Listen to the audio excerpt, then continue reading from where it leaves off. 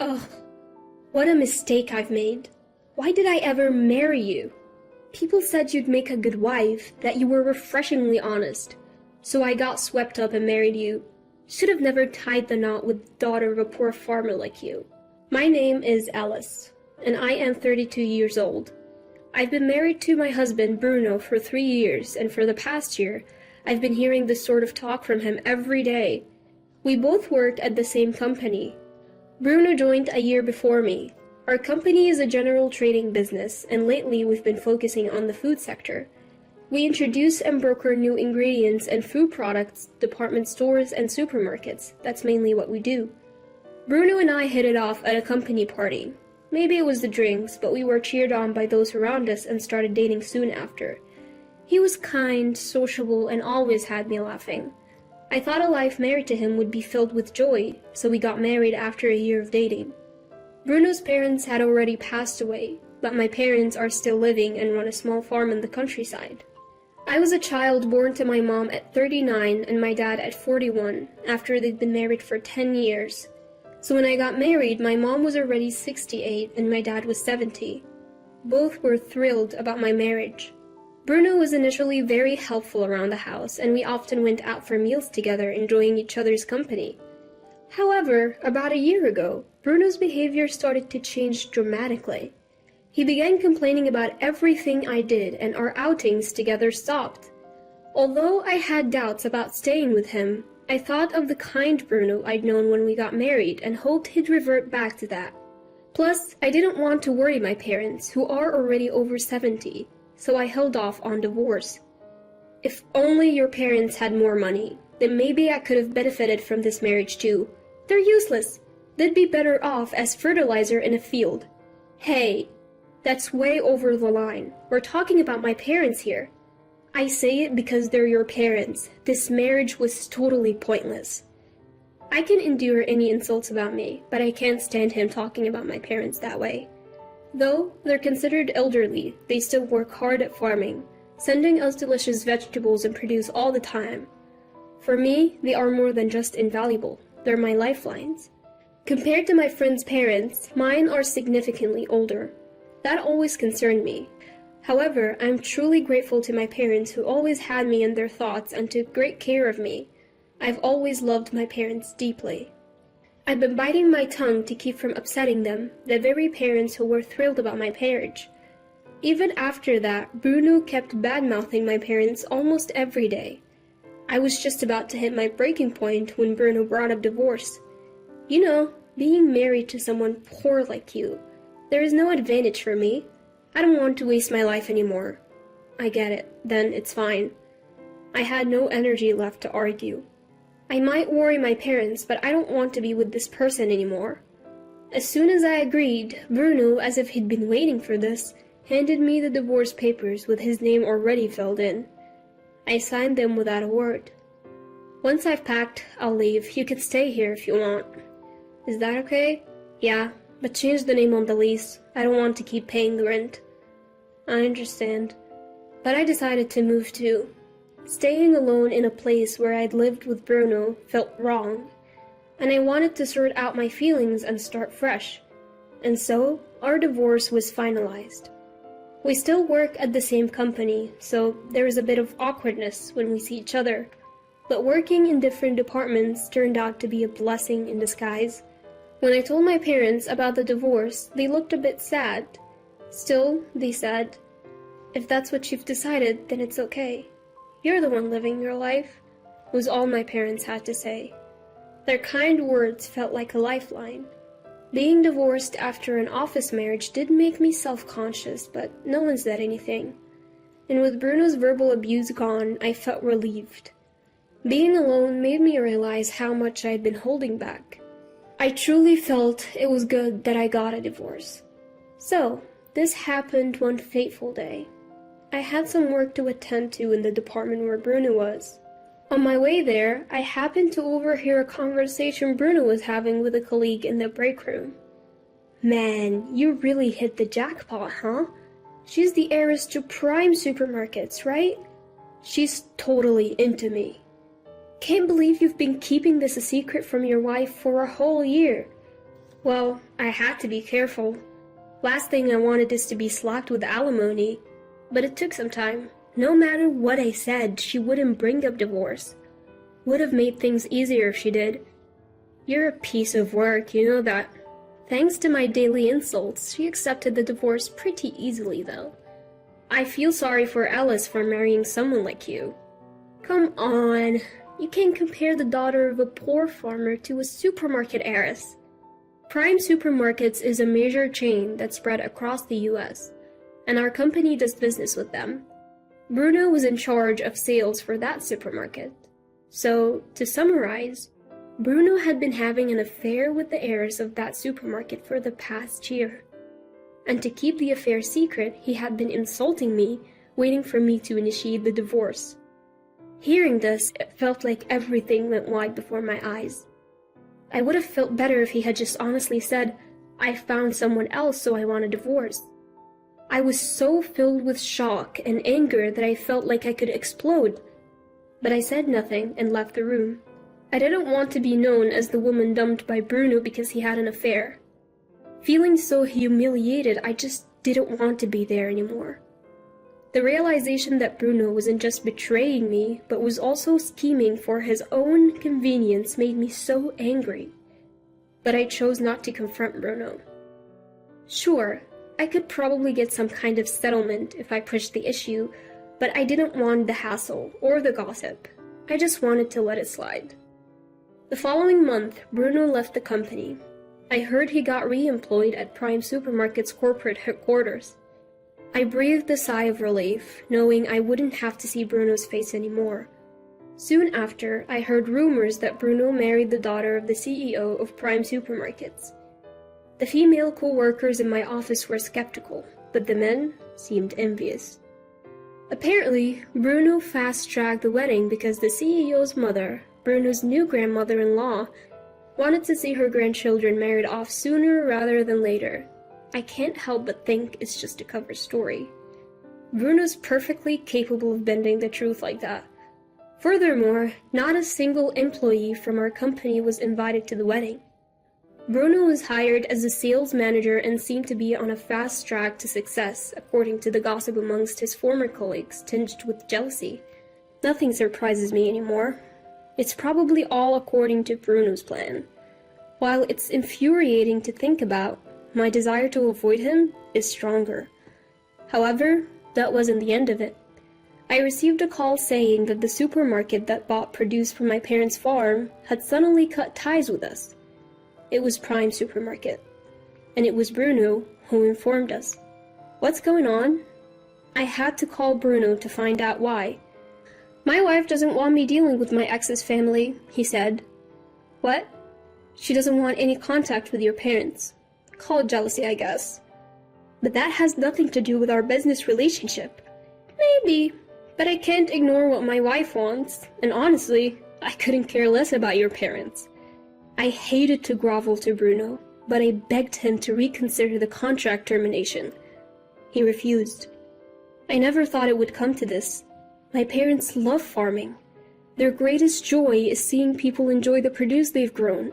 They're getting older, but they're still passionate. I don't want to strip them off of their livelihood.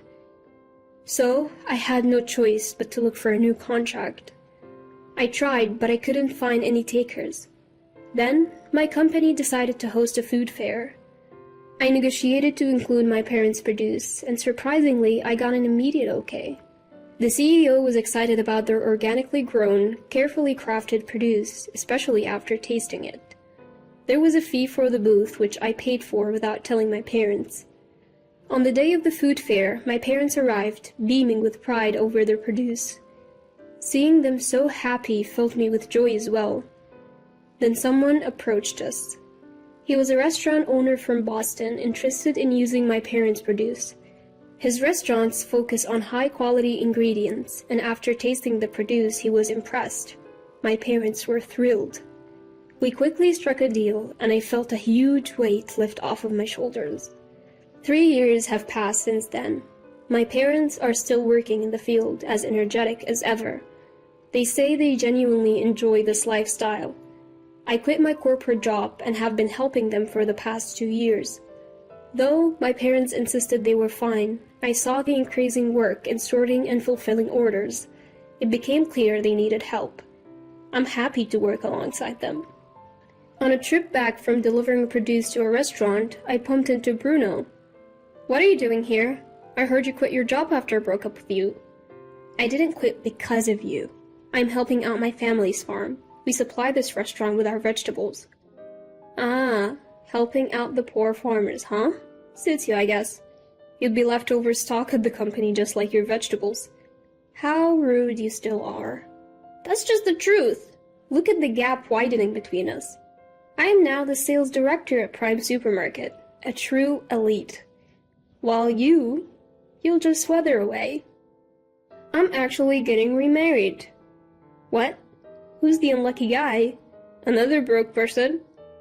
Ignoring Bruno's continuing insults, I get in my car and leave. I'm marrying Louis, the chef at the restaurant where we supply our produce. We grew close during my numerous delivery trips.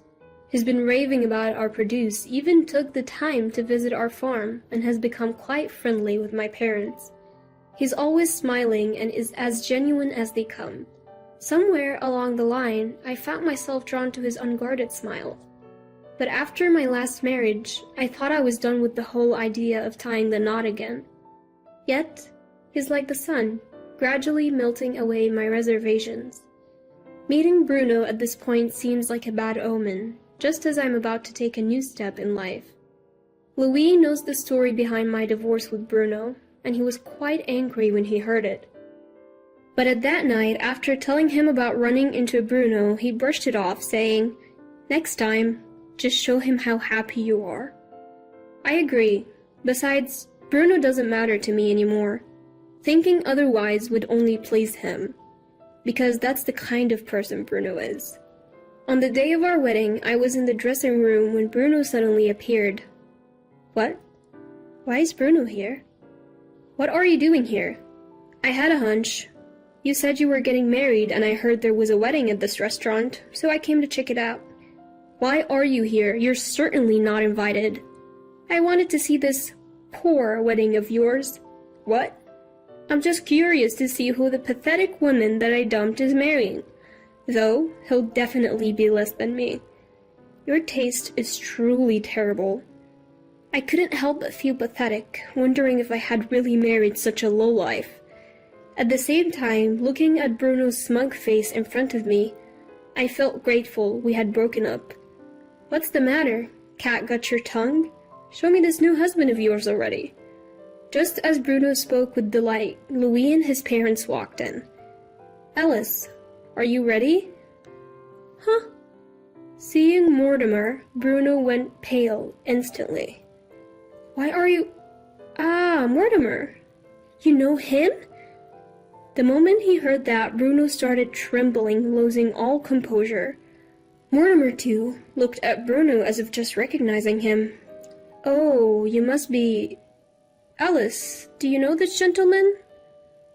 Yes, actually." "Is this perhaps Alice's ex-husband?" Well, you see, Hugh. I've heard about the ex-husband from my son, but you're him?" Well, Mortimer, you know this guy." As a matter of fact, Mortimer is the CEO of a major department store. The Prime Supermarket where Bruno works is about to be acquired by Mortimer's department store. It appears the supermarket isn't doing well, and it's been decided it will become a subsidiary of Mortimer's department store. I might have known about this if I were still working, but I had quit 2 years ago, so I had no idea. But why is Bruno here at his ex-wife's wedding? Alice, did you invite him? "No way! He crashed it, saying he wanted to see Poor's wedding." "I see. Well, you see, there is a reason." "I'd love to hear the reason." That is, can't believe this Bruno is you. Never knew you were such a low-class guy." Mortimer spoke in a calm tone, but the low pitch of his voice conveyed his anger. It was the first time I had ever heard Mortimer sound like that. I've known him as a mild-mannered person ever since Louis introduced us over a year ago. But now, facing off against Bruno, he emanated the authority of a CEO of a large corporation, making Bruno look insignificant. What kind of supermarket owner would want a son-in-law like this? And you're the head of sales? Isn't the decline in business your fault? I didn't... Leave now. This is no place for someone like you. Seeing Bruno shrink at Mortimer's words made me feel pity for him. Unable to find any comeback, Bruno left, as if fleeing. This is what happens when you look down on others and feel joy about it. If Bruno hadn't intruded like this, maybe no one would have found out he was my Bruno. It's what you call reaping what you sow, I guess. Our wedding was enveloped in a serene atmosphere from beginning to end. It turned out to be a beautiful ceremony. My parents, watching all of this, were shedding tears. I felt like I had finally put their minds at ease. Later, Mortimer told me that the owner of Prime Supermarket claimed that he had no knowledge of his daughter dating Bruno before his divorce. But considering Bruno switched jobs to Prime Supermarket immediately after the divorce, and was even offered a position, Mortimer doubted the owner was really in the dark. The owner of Prime Supermarket seems to dote on his daughter and pretty much agrees to anything she says. As a businessman, he's definitely lacking, Mortimer commented. Prime Supermarket became a subsidiary of Mortimer's department store. The executive team was replaced and the former owner was resigned. Bruno left the company as well. Then, out of the blue, Bruno contacted me, asking to be employed by Mortimer's department store, the parent company. I struggled to comprehend what could possibly make him think that that was an option. That's absolutely not going to happen. What on earth are you thinking? Don't say that. Give it a try. I might get divorced if things keep going this way. My wife says she doesn't need a husband who doesn't bring in money. That's not my concern. Don't you feel sorry for your ex-husband if he ends up on the streets? Not at all. What a person you are. Fine. Can you lend me some money? What? Just enough to get by for now. My wife is a big spender and it's tough. I couldn't believe what was happening. But when that phone call came, I was actually visiting my in-laws. Mortimer, who was sitting next to me, took the phone and yelled with a fury I'd never seen before. Don't ever contact my pressured daughter-in-law again. Thanks to his final shout, I never received another call from them. Now I help out at my family's home and also work part-time at Louie's restaurant whenever I have some free time. The restaurant owner is a friend of Mortimer's, and they make a lot of accommodations for me, making it an easy place to work. About 6 months after remarrying, a colleague from my old job came to dine at the restaurant, and we briefly talked about Bruno. It seems the former president of Prime Supermarket is drowning in debt and has skipped town. His daughter and Bruno are left dealing with those debts, working from morning to night. Apparently, they blame each other for their plight and fight constantly. Their new apartment is in an older building near my former colleague's home. Apparently, their arguing got so loud the other day that someone reported them to the police. My colleague saw them during that incident and said that they had lost so much weight they were almost unrecognizable, laughing as he told the story. But honestly, I don't care anymore. I don't look back on the past. Besides, our family will grow by one more member come next spring. Both my parents and my in-laws along with Louie are all thrilled. I plan to cherish this happiness.